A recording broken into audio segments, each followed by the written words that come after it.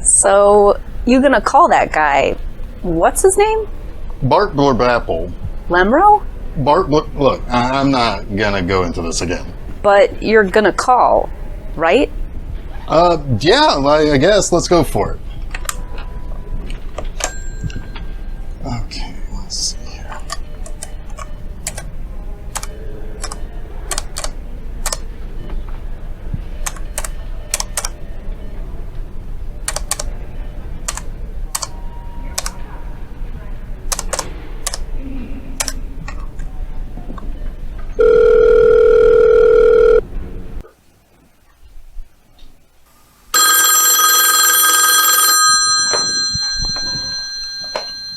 Hello? Poop shoots and me. You stuff them, I clean them. What can I do you for? Hi, yes, my name is Jeff Arbuckle. I'm a B-Movie proctologist who sits at the edge of the great B-Movie poop shoot. It's acting funny. Funny how?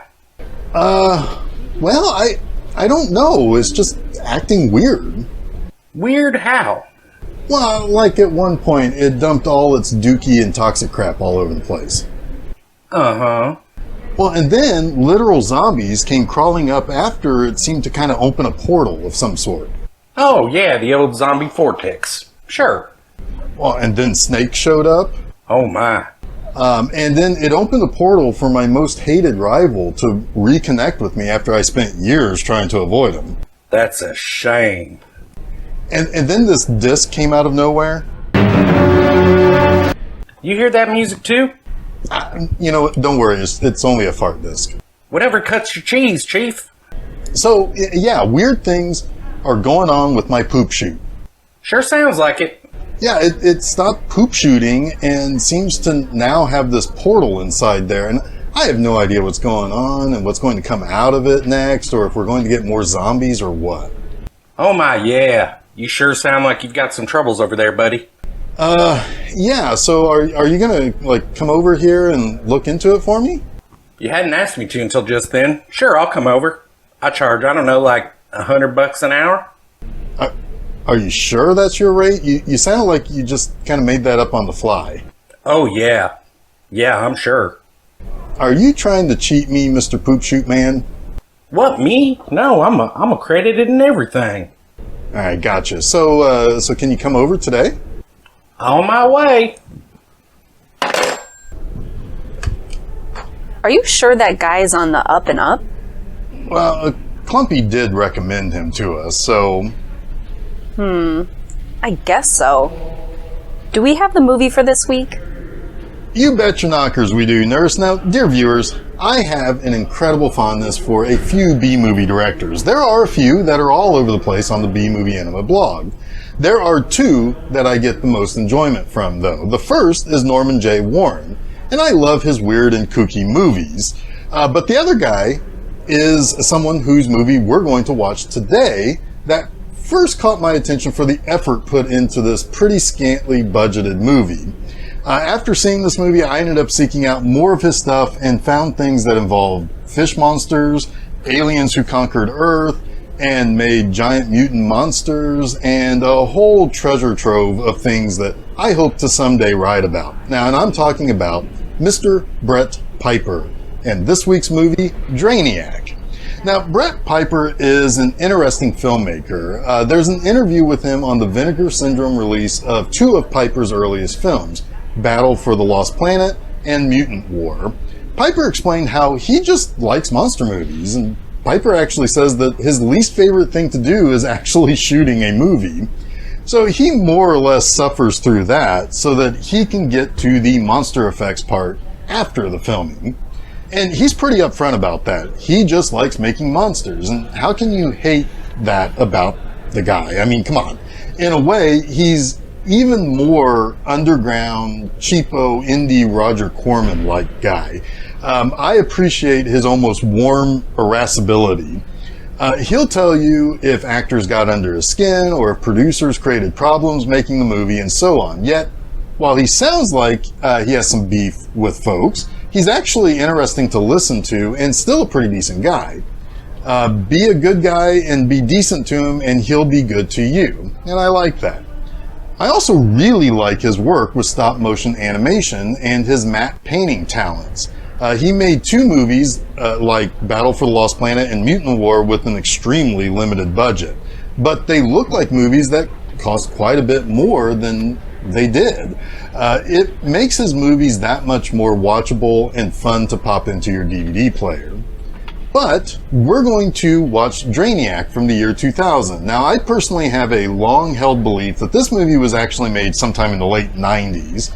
I have yet to really find anything that proves it, but considering Piper had made a couple of movies in 1996, and one, They Bite, is something that that got a lot of play on cable, I would think that this movie was probably made somewhere around 1998 or maybe even 1999. Now, I know I look quite young, but in the 90s, they were my jam, baby. The way the girls in this movie have their haircut and the clothes and the style that they wear, particularly Alexandra Boylan's drab green long sleeve shirt, all point to the late 90s. And considering this movie was made for only about $10,000 during a 7-day shoot, you'd have to believe that all the actors were wearing their own wardrobe. So maybe it was some older clothes being worn, but maybe it was just the style of the time that they were making this. But I digress. As I said, this was made on a $10,000 budget. A third of that budget went to filming this on 16mm film. If this had been made just a short while later, Piper would have likely saved a ton of money by shooting on digital video. Yet, I do like the way that this movie looks. Again, Piper knows how to stretch a small budget. Now, I have more things to say about it, but Nurse, how do you feel about getting this movie started? You seem pretty excited about this movie, so yes, let's get into it. Awesome. Well, we'll come back here after the first part of Drainiac, and hopefully our poop chute repairman will be here too to give us his diagnosis.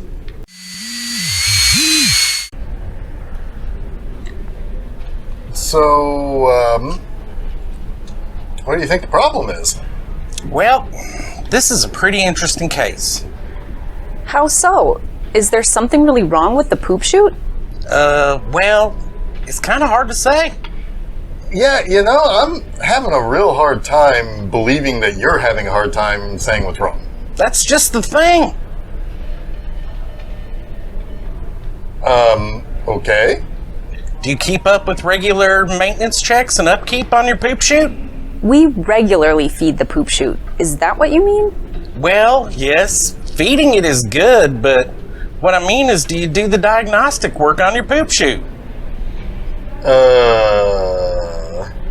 Now, when you say diagnostics... Yeah, you know, diagnostics. Meaning... Yeah, man, sometimes you gotta go up in there, poke around, probe it, run checks on its health. You know, diagnostic things. You mean up in there? All the way up in there. You know, I've gone up there and cleaned out stuff. I mean, I do that with each of these things that happen, but yeah, I got to get in there and clean out the movie that comes through there. No. I mean, you really need to give your all to that poop chute. You need to go in there and show it that you love it. Cleaning is good. Feeding it is great. You need to make sure it's not getting clogged or worse. What do you mean by worse? You might get yourself in a real bind. Things start to happen in there that are going to lead to what you have happening here. Like what? The aforementioned clog could happen. But you have yourself an interdimensional portal growing in there. Those are real wild cards. Yeah, zombies, Snakes? rivals. Exactly. Say, how did you obtain this poop chute? I mean, it just kind of happened. Whoa, whoa, whoa. This sort of thing doesn't just kind of happen. I don't know. I mean, it kind of just did. I mean, I was looking for how I could use my film degree, and one day I saw the little guy hungry on the street, and he was crapping out Ed Wood and Larry Buchanan movies, and he needed a home, and I needed a purpose. So you're telling me you didn't research what you were doing and just kind of took it in without doing your due diligence? But you should have seen the two of them. Jeff brought home Poop Shoot, and Poop Shoot seemed so happy to be wanted. Jeff was happy to have a new purpose. He begged me to keep him. What was I gonna say? No? This is not just some stray kitten in the dumpster, lady. This is a trans-dimensional, inter-universal gateway. You don't just take one in. Oh, okay, accepted, but, I mean, what's wrong with him? Well, you see, fella, poop shoots, if not regularly checked up on, will grow these polyps, or boogers. But you know, boogers are in your nose. These are more like dingleberries. You know, I'm quite familiar with dingleberries. Good. You look like you might be, anyway. These dingleberries, well, they can grow and grow and grow until eventually they become living, sentient things. All that interdimensional and trans-universal energy up in there warps them until they become poopergeists. Poopergeists? Yeah, and they're flying all around up in there. That's what your problem is. Okay. So... I mean, I can start working on them. This won't be finished today. In fact, it might get even weirder before it gets better. Oh, great. So yeah, you're gonna experience some weird stuff. You'll probably see spirits flying around, maybe some hands come on up out of there, the walls and drains. It's gonna be pretty hairy stuff for a while. I'm used to Harry with Jeff around. You know, it's true. It's quite true. Jeff, you might want to look into proper care for your poop chute, too. You don't want this to get worse. So how's that work? I mean, do I do the thing like people do and have him poop in a box and then like send it to you or something? No. If you have him shit in a box and send it to me, I'm going to be pretty disappointed. No, it's nothing like that. You just have to read the manual on your poop chute. You wouldn't happen to have one of those around, would you? I do. Oh God, it's so thick. That it is. Nurse, you like reading words and things. Why don't you get started on reading up about proper poop chute care while I get back to the movie? Oh God, it's so thick. So, Bart, what can you do for us today? Oh, I can get started on trying to clear out as many of those gastro gremlins as I can. Like I said, not all of them will be handled today, but I'll make sure most of them are gone. All right, great. So while you do that and Nurse Disembody reads that manual, I'll get the viewers back to Brett Piper's Drainiac. Oh, you guys watch Brett Piper movies? So Jeff, while reading this book, gosh, there are so many things we've not been doing right to care for Poop Shoot. I feel bad for the little guy. Well, like what should we be doing? It says we should be taking him for regular walks, giving him a full-on bath, and grooming every month or so. We should only consider premium foods with as much fiber and protein as possible. We're very bad poop shoot parents, Jeff. How do you walk a poop chute? Anyway, let's talk about Drainiac. Do we have to? Yes.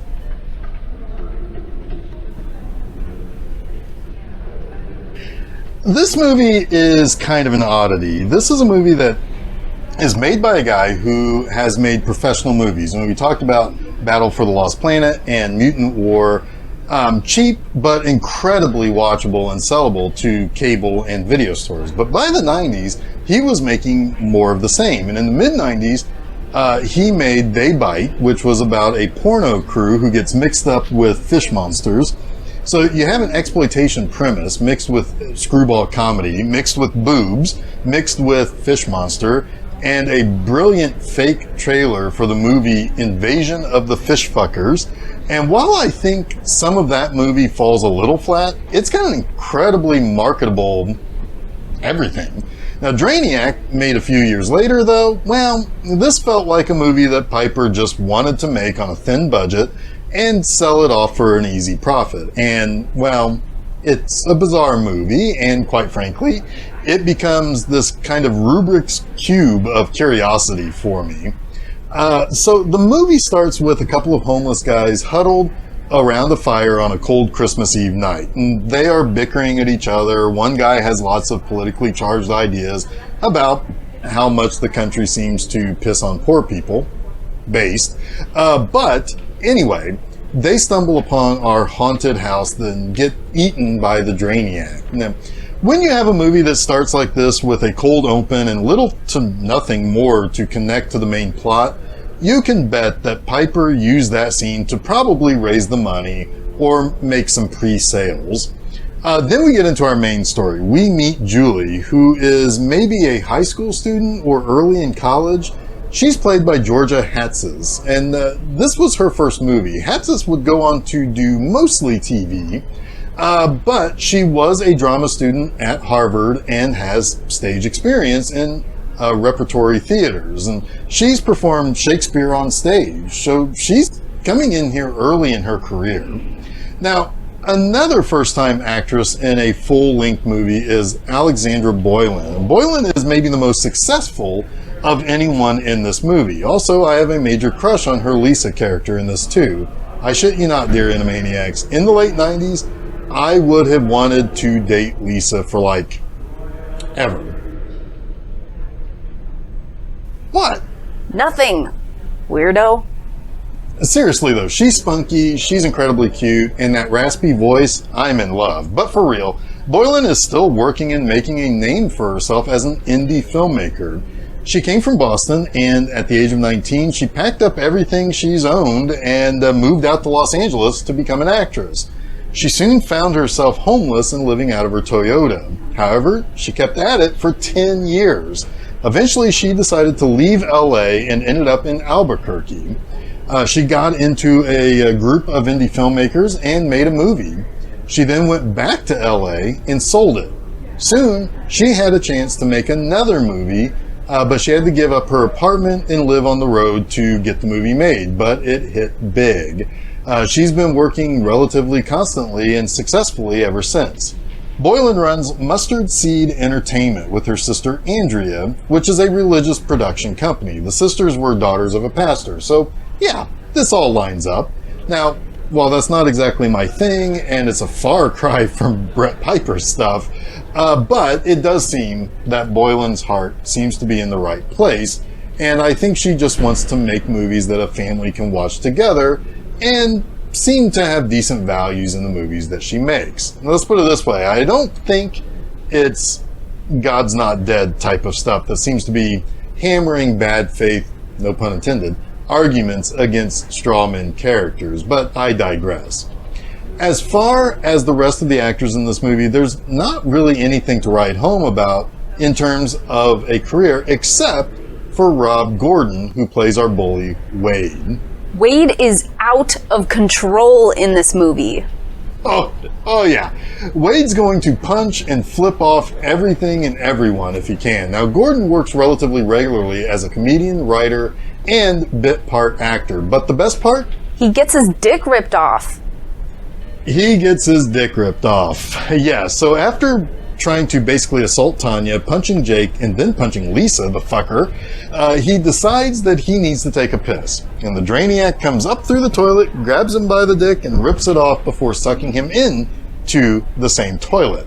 Now, we'll talk a little bit more about how this movie doles out death in our wrap-up, but I do want to say that this movie, like I said, is quite peculiar. The three people with the most significant things to say about their careers in acting and writing and directing are all at the very beginning of their careers at this point. Brett Piper, by far, is the veteran here on set. Now, in that same interview that I referenced earlier, he talked about how he started out in New Hampshire, where he's from, but there was no real pool of actors to draw from for his movies, and that was a big hurdle for him to kind of overcome. Then he ended up moving to Pennsylvania, which is where I think this movie was made. And still no real pool of actors. However, he was closer to the New York sphere of talent. And that's probably how he could get Georgia Hatzis and maybe Alexandra Boylan, because Boston is maybe close enough to get in on that talent pool. But it's clear that the rest of the people in this movie are locals, and who knows where or how they got into this movie. No offense to Samara Doucette and Ethan Krasny playing Tanya and Jake respectively, or to Stephen Bornstein, who plays Julie's dad, but they're really not actors. Somehow, someway, this movie works out. And when I start watching Drainiac, I just can't stop watching it. And speaking of, we should probably get back to it. We're about to meet the one thing that a Drainiac might fear. A plumber? Not a plumber, but a plumber. A man who just so happens to know what's going on in the house and how to stop it. So let's roll film on this final act and get to the effect-filled confrontation with the evil spirits of this shitty house.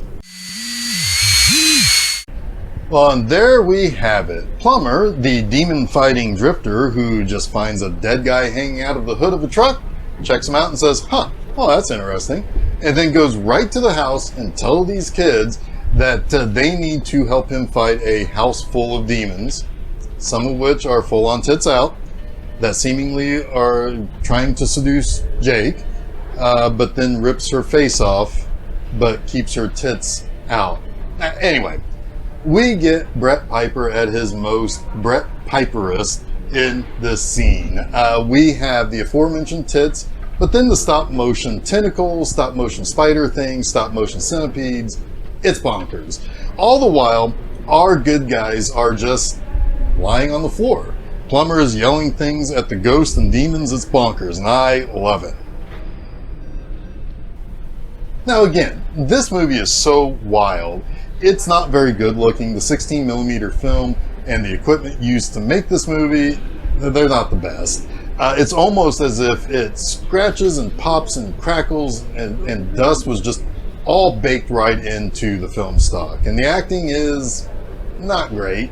The setting of this rundown house makes me feel like I need a tetanus shot, and no one seems to act like a normal human being. At one point, the plumber tells the ghost that the jig is up. Again, it's bonkers. Now, I have no problem saying that this is probably the worst movie I love almost without reservation. What's up, nurse? What's the matter? Is it something in the poop shoot book that you're concerned about? No, not that. Do I have a bug hanging? No. What is it? I'm not sure how to say this. I'll tell you what. How about you go ahead and give your final thoughts on Drainiac? Are you sure? Well, of course I'm sure. Why not? Okay, if you say so. I don't like this movie. Like, hardly at all. At first I thought it might be inspired by Flubber, like a horror movie version of Flubber from what we see with the homeless guys at the beginning. And I'm still not convinced it wasn't inspired by that. Then I thought, oh, this movie is timeless. But not in the way that, like, Wizard of Oz is timeless. Some of these characters are from the 2000s. I'm pretty sure that the girl Jeff has a crush on is from 1995, and the bully has got to be from the 80s. So is this movie a time machine? And speaking of those friends, do they actually like each other? They are constantly taking the piss out of each other to the point that hanging out with your friends would probably drive you to kill yourself. And then Julie. Her dad is awful, but he dies and hardly anyone has anything significant to say about it. Julie just cracks a joke about him being dead and then laughs maniacally. That one dude's car gets swallowed by the earth and he's like, oh wow, that's a bummer, and then goes back to help Julie with the house. No one seems like they know how to have any emotions like a human being would, and they should leave about 5 different times during the movie, but they just don't. Speaking of the people maybe being aliens, where did Leon Plummer come from? He just shows up on the side of the road and sees Julie's dad dead there and just keeps walking? Did he beam down from a flying saucer? Also, what good is he if he needs 4 other teenagers who don't take anything, and I mean anything, seriously? Shouldn't Ghostbusters be more capable of fighting the forces of darkness by themselves? But yeah, there are 3 people killed that these kids know, right? But they seem pretty unaffected by all the death around them that day. And sure, Wade, he's no big loss to the world, but Julie's now an orphan with no job or seemingly anything of her own now that her dad got melted by his car. Then the guy who knows how to fight demons, well, the demon in the drain skull fucks him and makes his eyeballs fall out and his body explode. I'm not sure about any of you, but I would probably never get over seeing that. But yeah, whatever. Just go outside and let Julie sleep on Lisa's lap and have a pleasant rest. It's a new day and everything's gonna be just fine. Sure, okay. Well, at least that wimp Jake and that dummy Tanya should probably seek professional help. I don't think they're gonna be okay after they go their separate ways. Whatever. Because I like you, Jeff, I'll give this movie you love an extremely generous 2 poops out of 5. Well, I'm disappointed. I love this movie for my own reasons, and that's good enough for me. I will say that when it comes to the deaths, it would have been real easy for Brett Piper to kill off everyone except for Julie. Tanya might have fallen down the stairs accidentally and killed herself. Jake could have been killed by Wade. Lisa could have maybe sacrificed herself for Julie, but no, he didn't do that. The teenagers, except for Wade, don't die. The victims are either deserving of their fate, like Wade, or they are messing around where they don't have any business. Wade and Julie's dad, again, totally deserve it. They were unhinged assholes, and their assholes were so unhinged that they were falling off their butts. Now, the 2 homeless guys and Plumber, well, they were just kind of interlopers. The homeless guys just died by being in the wrong place at the wrong time, and that's kind of acceptable considering they were kind of annoying at the beginning of the movie, and we needed a fast start. Plumber is kind of like your Obi-Wan Kenobi. He knows what to do to get the fix rolling, but he's not going to survive. Julie, Jake, Lisa, and Tanya are truly innocent, so they don't get off. And that's an interesting thing that you don't normally see in a horror movie. Usually, there are only 1 or 2 survivors. Here, there were 4 survivors, and I'm actually kind of pleased with that. But what do I know? I love this movie and have no idea what I can point to that I can honestly say is a good enough reason for my appreciation. But most people would probably agree with you, Nurse. What can I say? I have my finger on the pulse of the people. Yeah, I suppose you do, Nurse. So, Jeff? What can I do you for, Nurse? Are you forgetting about something? Well, let's see here. I talked about Brett Piper. I talked about Georgia Hatsitz. I talked about Alexandra Boylan and probably came across weird because of my crush on her Lisa character. Wade is a menace to society? No, I kind of touched on that. Oh, that naked ghost. Piper had to go to a strip club and hire a stripper to dance for that because he didn't have time to cast a nude actress. I didn't mention that the guy who plays Plumber shows up in Piper's next film, Cyclops. No. Where's that Bart guy? Oh, I don't know. He's probably dead. Poop shoot man, Bart, are you okay down there? Are you still alive? Yeah, I just slipped a little bit and I don't know if I'm stuck or if I blew out a knee. Either which way, I'm working on those dingleberries. All right, dingleberry bastards, the jig is up. It's time for you to get on up out of this poop chute, you hear me? Get out of here forthwith, you fuck faces. Fuck faces, now we're talking. Hey, Nurse, you should see all this crazy shit floating around that Bart has kicked up while in the poop chute. No thanks. I can guess what's going on down there. Are you sure? This is kind of cool. Oh yes, I'm sure. Yeah, well, you're lost.